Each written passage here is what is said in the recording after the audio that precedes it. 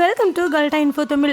பல தவறுகளை செஞ்சு கோர்ட்டு நீங்கள் ஜெயிலில் தான் இருக்கணும் அப்படின்னு சொல்லிட்டு நமக்கு தீர்ப்பையும் கொடுத்துட்டாங்கன்னா கண்டிப்பாக நம்ம ஜெயிலுக்கு போய் தான் ஆகணும். ஆனால் அப்படிப்பட்ட ஜெயிலில் பல கஷ்டங்களை அனுபவிக்கிறவங்களும் இருந்திருக்காங்க. அதே சமயத்தில் ஜெயிலுக்கே ஏதோ 5 ஸ்டார் ஹோட்டலுக்கு போயிட்டு வர மாதிரி போயிட்டு வரவங்களும் இருந்திருக்காங்க. அந்த மாதிரியான வித்தியாசமான ஜெயிலை தான் இந்த வீடியோவில் பார்க்க போகிறீங்க. இந்த வீடியோ ரொம்பவே இன்ட்ரெஸ்டிங்காக இருக்கும், அதனால் ஸ்கிப் பண்ணாமல் முழுசா பாருங்க. இன்னைக்கான வீடியோட கொஸ்டின் என்ன அப்படின்னா, போலீஸை பார்த்தா உங்களுக்கு பயமாக இருக்குமா இருக்காதா அப்படின்னு மறக்காமல் கமெண்ட்டில் சொல்லுங்க. வீடியோக்குள்ளே போகிறதுக்கு முன்னாடி இந்த வீடியோ லைக் பண்ணி என்னோட சேனலை சப்ஸ்கிரைப் பண்ணிங்க அப்படின்னா எனக்கு அடுத்தடுத்து வீடியோ பண்ணுறதுக்கான என்கரேஜ்மெண்ட்டாக இருக்கும். வாங்க வீடியோக்குள்ளே போகலாம். முதல்ல நீங்கள் பார்க்க போகிறது சவுதி அரேபியாஸ் லக்ஸரி பிரிசன். ஜெயில்னு சொன்னாலே ரொம்ப ரொம்ப சின்னதாக பாழடைஞ்ச பில்டிங் மாதிரி இருக்கும். ஒவ்வொரு ரூம்லையும் எக்கச்சக்கமான பேரை டம்ப் பண்ணி வச்சுருப்பாங்க. ரொம்பவே நெருக்கடியாக இருக்கும். ஃபேன் இருக்காது, பாத்ரூம் ஃபெசிலிட்டிலாம் இருக்காது அப்படின்னு சொல்லிட்டு ஏகப்பட்ட விஷயங்கள் உங்களுக்கு ஞாபகத்துக்கு வரும். ஆனால் சவுதி அரேபியாவில் லக்ஸரி பிரிசன் ஒன்று இருக்குது. அது பார்க்குறதுக்கு அப்படியே 5 ஸ்டார் ஹோட்டல் மாதிரி இருக்குமாங்க. மாதிரி என்ன 5 ஸ்டார் ஹோட்டலே தான். ஆனால் இந்த ஜெயிலில் பில்லியனர்ஸ், கவர்மெண்ட் அஃபீஷியல்ஸ், ராயல் ஃபேமிலியில் உள்ள மெம்பர்ஸ், இந்த மாதிரி உள்ளவங்களுக்கு தான் இந்த லக்ஸரி பிரிசனாங்க. 2017 ரொம்பவே மேசிவான ஆன்டி கரப்ஷனுக்காக நிறைய அஃபீஷியல்ஸ் இந்த மாதிரி ஜெயிலுக்கு தள்ளப்படுறாங்க. ஆனால் அவங்களாம் ரொம்ப பணக்காரங்க, பெரிய பெரிய பதவியில் இருந்தவங்க அப்படிங்கிறதுக்காகவே அவங்களுக்கு மட்டும் இந்த மாதிரியான லக்ஸரி பிரிசனை வழங்கியிருக்காங்க. அதுவும் இந்த பிரிசனை அவங்களே தேர்ந்தெடுக்கலாம். அவங்க கிட்ட இருக்கக்கூடிய பணத்தை வச்சு அவங்க இந்த லக்ஸரி பிரிசனை கூட வாங்கிக்கலாமா. அதுவும் இந்த லக்ஸரியஸான ஜெயிலுக்குள்ளே போனோம் அப்படின்னா கிங் சைஸில் பெட்ஸ் இருக்குமா, மார்பிள் பாத்ரூம்ஸ் இருக்குமா, ரூம் சர்வீஸ் இருக்குமா, இந்த மாதிரி ஏகப்பட்ட விஷயங்கள் இருக்குது. அது மட்டும் இல்லாமல் கோல்டு ட்ரிம்மில் ஃபர்னிச்சர்ஸ் கூட வச்சுருக்காங்க. ஜெயில்னால் கண்டிப்பாக செக்யூரிட்டி அதிகமாக தான் இருக்கும். என்ன தான் செக்யூரிட்டி அதிகமாக இருந்தாலும் இந்த பிஸ்னஸ்மேன்ஸ் எல்லாருமே அவங்களுடைய ஜெயிலுக்குள்ளேயும் பிஸ்னஸை ரன் பண்ணுற மாதிரியான ஃபெசிலிட்டிஸை அமைச்சு கொடுத்துருக்காங்க. அது மட்டும் இல்லாமல் அவங்களுடைய பிஸ்னஸ் சம்மந்தமான ஏகப்பட்ட மீட்டிங்ஸையும் அவங்க ஜெயிலுக்குள்ளே இருந்தே பண்ணலாமா. இதுக்கு பேர் ஜெயில் கிடையாதுங்க, கவர்மெண்ட் ஆஃபர் பண்ணுற 5 ஸ்டார் ஹோட்டல் தான் சொல்லணும். தண்டனைன்னு சொல்லி கொடுத்து இந்த மாதிரி ஜெயிலுக்குள்ளே அடைக்கிறவங்களுக்கு எக்கச்சக்கமான ஃபெசிலிட்டிஸை கொடுக்குறாங்க இந்த கவர்மெண்ட். இந்த மாதிரி ஜெயிலில் இருந்து விடுதலையாகி வெளியே வரணும் அப்படின்னா ஒரு அமௌண்ட் ஆஃப் மணியை கவர்மெண்ட்டுக்கு அவங்க பே பண்ணணும். சில பேர் பில்லியன் கணக்கில் அவங்களுடைய அசட்டையே கவர்மெண்ட்டுக்கு கொடுப்பாங்களாம். இந்த மாதிரி கொடுக்கறது மூலமாக இந்த ஜெயிலில் இருந்து இவங்க வெளியே வரலாம். ஜெயிலில் என்ன தான் ஃபெசிலிட்டிஸ் இருந்தாலும் ஒரு கட்டத்தில் வெளியே எங்கேயும் போக முடியாமல், 4 பேரை பார்க்க முடியாமல், அவங்களுக்கு பிடிச்சவங்களையும் பார்க்க முடியாமல் ஒரு கட்டத்தில் போர் அடிக்க ஆரம்பிச்சிடும். அதே சமயத்தில் எதுக்குடா வாழ்கிறோம் அப்படிங்கிற மாதிரி அவங்களுக்கு இந்த 4 செவத்துக்குள்ளே தோணவும் ஆரம்பிச்சிருமா. என்னதான் வசதி இருந்தாலும் ரொம்பவே லோன்லியாக இருக்கிறது மிகப்பெரிய கொடுமையாக அவங்க ஃபீல் பண்ணி இதுலேருந்து எப்படியாவது வெளியே வரணும் அப்படின்னு தான் நினைப்பாங்களாங்க. ஆனால் என்னெல்லாம் விட்டால் 3 வேளை சோறு போட்டால் போதும், வாழ்க்கை பூரா இந்த இடத்துல இருந்துருவேன் போல், அந்த அளவுக்கு சூப்பராக இருக்குல்ல. ஆனால் இந்த ஜெயில் தான் எனக்கு வேணும் அப்படிங்கிறத தேர்ந்தெடுக்கிறதுக்கு கூட காசு தான் பேசுதான். காசு கொடுத்து இந்த ஜெயிலில் நான் இருந்துக்கிறேன் அப்படின்னு தான் சொல்லி இந்த மாதிரி குற்றவாளிகள் இந்த ஜெயிலில் போய் தங்குவாங்களாம். அடுத்ததான் நீங்கள் பார்க்க போகிறது சண்டாவோ. இவர் மிகப்பெரிய பில்லியனர் இன் சைனா அப்படின்னு சொல்கிறாங்க. சைனாவில் இவருக்குன்னு சொல்லிட்டு ஒரு மிகப்பெரிய கோட்டையே இருக்கும். எல்லாருக்கும் தெரியும் சைனாவில் ஒரு சின்ன ரூம் கட்டணும்னா கூட அவ்வளோ காஸ்ட்லியாக இருக்கும். ஆனால் அந்த சைனாவில் இவ்வளோ பெரிய கோட்டையை வச்சுருக்கிறாருன்னா இவர் எவ்வளோ பெரிய பில்லியனராக இருக்கணும்னு பாருங்களேன். இவர் இந்த இடத்துக்கு சாதாரணமாலாம் வர முடியலைங்க. ஆனால் ரொம்பவே ஹார்ட் ஒர்க் பண்ணியிருக்காரு. வெறும் சாதாரண விவசாயியாக ஆரம்பித்த இவருடைய வாழ்க்கையில் கடின உழைப்பால் அந்த சைனாலேயே மிகப்பெரிய அக்ரிகல்ச்சரல் கம்பெனிஸ் எல்லாத்தையும் ரன் பண்ணுற அளவுக்கு இவர் உயர்ந்திருந்திருக்காருங்க. ஆனால் இவர் செஞ்ச ஒரே ஒரு சின்ன தப்பு, அந்த நாட்டு கவர்மெண்ட், அதாவது சைனா கவர்மெண்ட்டுக்கு அகைன்ஸ்டாக நிறைய ஸ்பீச்சஸ் எல்லாத்தையும் கொடுத்துருக்காரு. இதனால் கவர்மெண்ட் கோவப்பட்டு இவர் மேலே 18 வருஷம் நீ ஜெயிலுக்குள்ளே தான் இருக்கணும் அப்படிங்கிற தண்டனையையும் கொடுத்துட்றாங்க. ஆயிரக்கணக்கான எம்ப்ளாயீஸை இவருடைய கம்பெனிக்காக இவர் அப்பாயின்மெண்ட் பண்ணுறாரு. அதே சமயத்தில் நிறைய பிஸ்னஸை இவர் ரன் பண்ணிட்டுருக்காரு. இப்படிலாம் இருக்கிற இவருக்கு 18 வருஷம் சிறை தண்டனை கொடுத்து கைதிகளோட கைதிகளாக இருக்கிற மாதிரி ஒரு சூழ்நிலையை அந்த நாட்டு கவர்மெண்ட் அமைச்சு கொடுக்குறாங்க.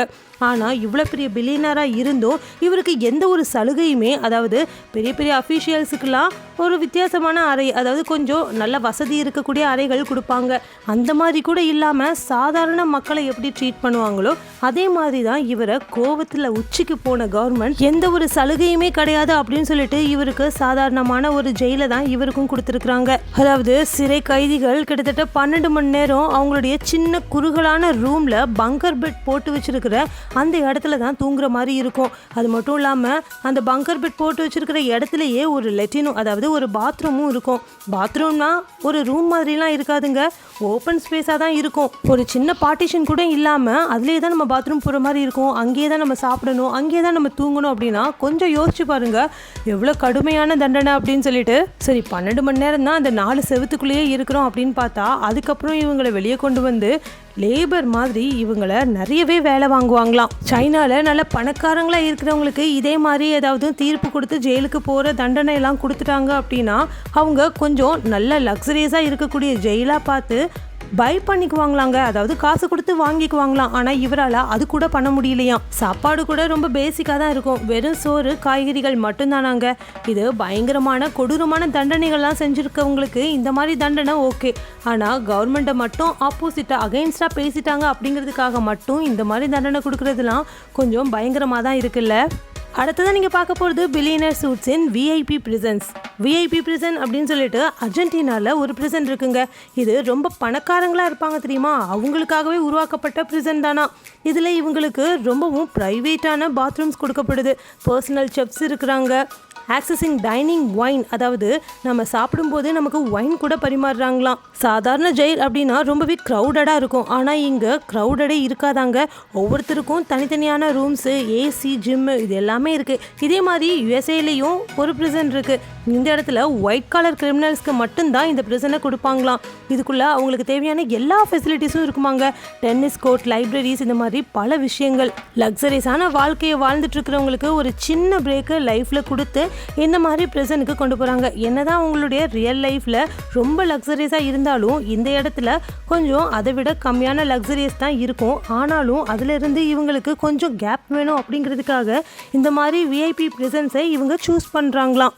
அடுத்ததான் நீங்கள் பார்க்க போகிறது பீட்டர் நைகார்ட். இவர் ஃபேஷன் வேர்ல்டில் ரொம்பவும் பவர்ஃபுல்லான ஃபிகருங்க. அது மட்டும் இல்லாமல் இவர்கிட்ட $1 பில்லியன் எம்பையர் இருக்குங்க. அது மட்டும் இல்லாமல் இவர்கிட்ட எக்கச்சக்கமான சொத்துக்கள், கோடிக்கணக்கான ரூபாயின்னு சொல்லிட்டு பல விஷயங்கள் இருக்கு. இவர் எக்ஸ்ட்ரீமான லக்ஸரிஸான லைஃபை வாழ்ந்துட்டு இருக்காரு. இவர் மேலே சுமத்தப்பட்ட குற்றம் என்ன அப்படின்னா இவர் செக்ஸ் டிராஃபிக்கிங் பண்ணதுனால இவரை அரெஸ்ட்டும் பண்ணியிருக்காங்க. இவருக்கு ப்ரைவேட் ஜெட், டிராபிக்கல் ஐலாண்ட்ஸ்ன்னு சொல்லிட்டு ஏகப்பட்டது இருந்தது. ஆனால் இப்போ இவர் ஜெயிலில் ஒரு சின்ன ரூமில் 10க்கு 10 கூட இருக்காது, அதை விட சின்ன ரூமில் தான் வாழ்ந்துட்டு இருக்காராம். எவ்வளோக்கு எவ்வளோ ஃப்ரீடமாகவும் எவ்வளோ பார்ட்டிஸ் அண்ட் எவ்வளோ பப்பு இந்த மாதிரி எல்லா இடத்துக்கும் போயிருந்தாலும் இப்போ இந்த ஜெயிலில் ஸ்ட்ரிக்டான கண்டிஷனில் ஓவர் க்ரௌடிங்கில் தான் வாழ்ந்துட்டுருக்காரு. ஒரு சின்ன ப்ரைவசி கூட இவருக்கு கிடையாதுங்க.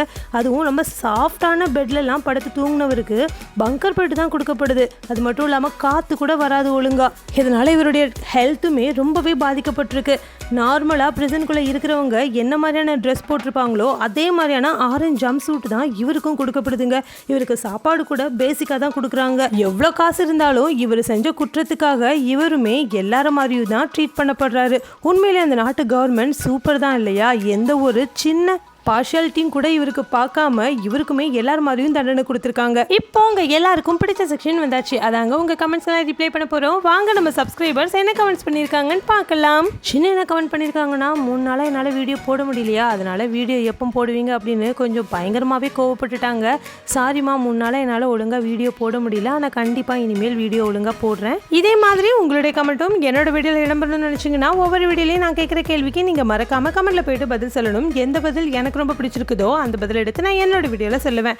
இந்த வீடியோ ரொம்ப பிடிச்சிருந்தது அப்படின்னா இந்த வீடியோ லைக் பண்ணி உங்கள் ஃப்ரெண்ட்ஸ் அண்ட் ஃபேமிலிக்கும் ஷேர் பண்ணுங்கள். Thank you friends.